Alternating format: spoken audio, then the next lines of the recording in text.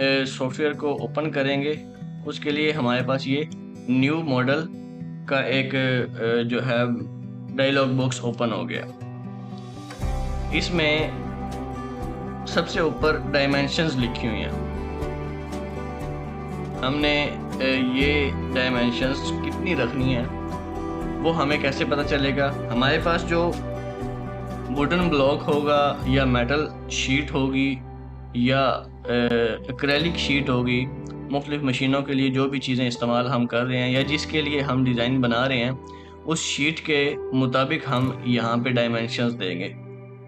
सबसे पहले हम डिसाइड करेंगे कि यूनिट क्या रखना है, मिलीमीटर्स में हमने जाना है या इंचज़ में जाना है। अगर हम इंचज़ पे क्लिक करेंगे तो वो जितने मिलीमीटर लिखे होंगे वो उतने इंचज़ में खुद ब खुद कन्वर्ट हो जाएंगे।